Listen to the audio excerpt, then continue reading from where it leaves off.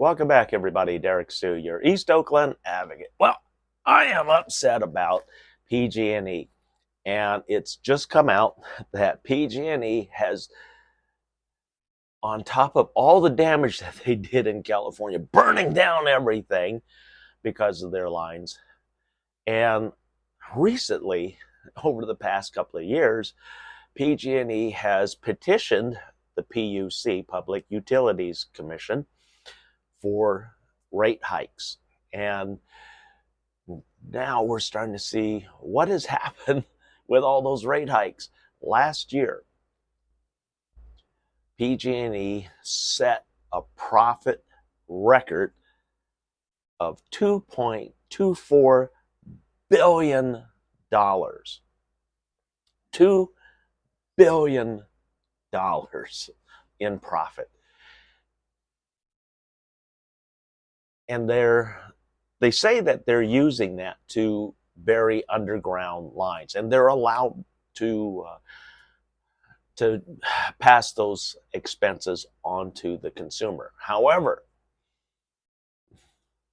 it has to be reasonable. $2 billion in profits is not reasonable.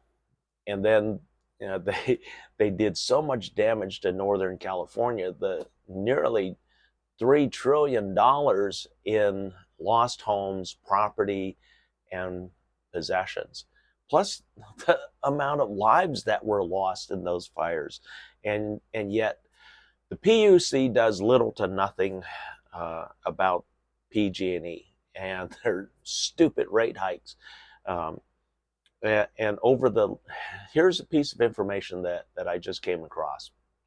In the last 10 years, over the last 10 years, 1 decade, PG&E rates have gone up 92%. So they've nearly doubled their rates in 10 years. And that's crazy. That is absolutely insane. And that's why I petition, and that's why I work on energy independence, solar, wind, and now I'm even looking at a new reactor that is for individual homes, and also up and can power a community, a small community, like an HOA that has maybe 400 homes, and a reactor that can supply unlimited usable energy for the home in a compact size, and is safe. And yet, while they're not going to be cheap, it's still going to be a lot better in the long run than continuing down this antiquated system, the old electrical grid system. Because number one, it's outdated, it's antiquated, it needs a lot of overhauling and repairs. And that's what we're seeing with PG&E. Essentially, they're taking all the old power lines, burying them underground as new lines because new materials, and in the future they'll be taking down those towers and a lot of stuff once things are buried. But that's a long time into the future. But how are people going to afford electricity, especially with electric cars, electric vehicles? California going all electric on everything, but we don't have the grid to support all of the electrical demand that they're talking about. And so that's why having energy independence is going to be a major player into the future, and for affordable energy, because solar, by going 100%, some of the new technologies, the bifacial solar panels, and also how they're arranged, can make a huge difference, and also save you a lot of money. And this is why I also advocate against, I am against all grid tied systems, meaning if you have a solar system on top of your roof and you're being paid back by PG&E, I say you're getting screwed because you're still having to use PG&E.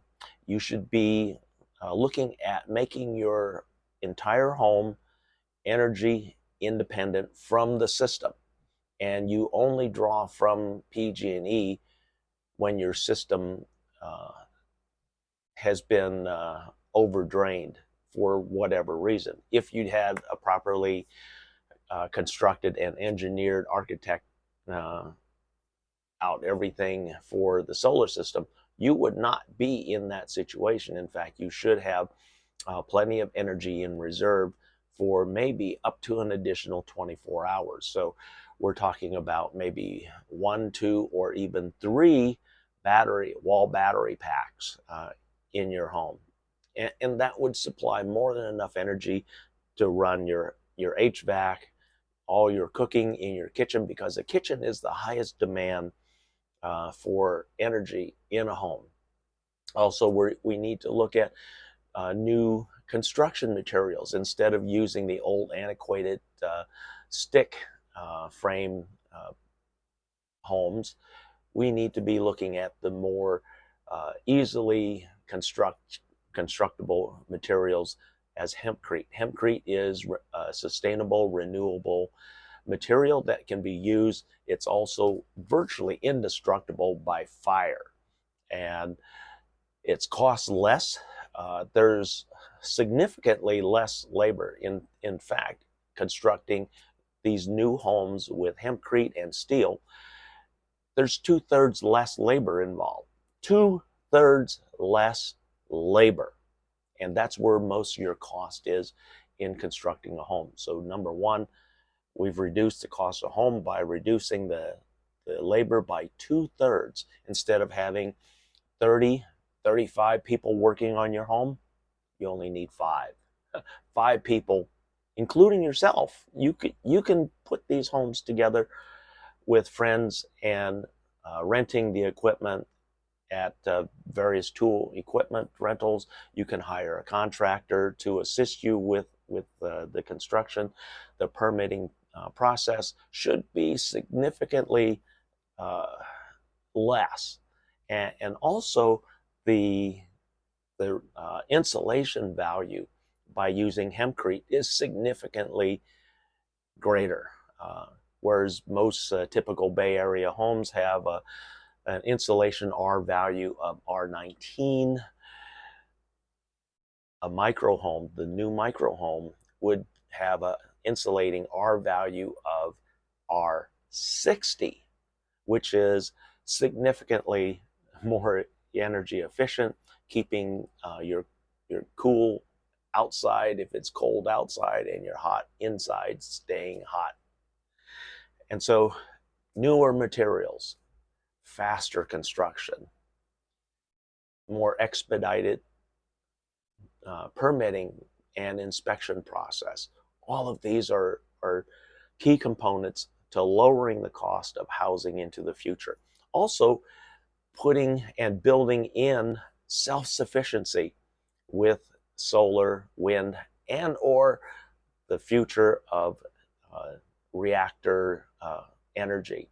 And so we are looking at the future. The future is right in our grasp right now, and we have to make changes to the way that we construct homes. In order to bring the cost down, we have to drive labor way down. Number two, we have to make homes more environmentally friendly, eco-friendly, meaning that we use sustainable and renewable materials and energy. And that's what we're doing with these new homes, with the hempcrete, with the steel, rock wool, for if you're going to do the old style stick building technique, which is referred to as balloon construction, because essentially you're forming the balloon, the exterior balloon surface, and then inside is whatever you want. So it's called stick balloon construction, and we want to get away from that. Replace all of the old materials. The wood is while it is sustainable, it is very slow to grow. It takes 20, 30, 35 years to grow one tree. So, um, whereas hempcrete, uh, if you know what hemp is, just the non-psychoactive psychoactive version of cannabis. It is sustainable. It's a material that's very strong. It's also very flame and heat resistant. It's used mainly in rope and in sacks. So hemp, it has a lot of use. It's been around for decades and decades, and used by a lot of different civilizations for a lot of different things.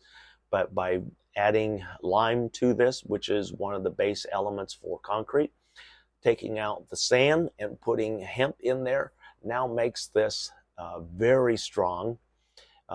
And the with the steel exterior makes these 100-year designed homes. And so these are designed to last a long time. In terms of lateral strength, they have tremendous lateral strength. Compression strength is the only portion that it has uh, in the negative.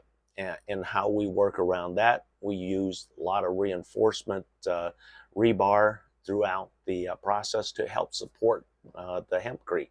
And that's how things become very stable. It's also absorbs CO2 and holds it. And so that's what we want. The other thing about hempcrete, it is uh, um, recyclable, because while you can't burn it, it can be broken down and reused. So it is a sustainable material for the future, and something that the construction industry really needs to look at in order to drive housing pricing down. Thanks for joining me today. We'll be right back.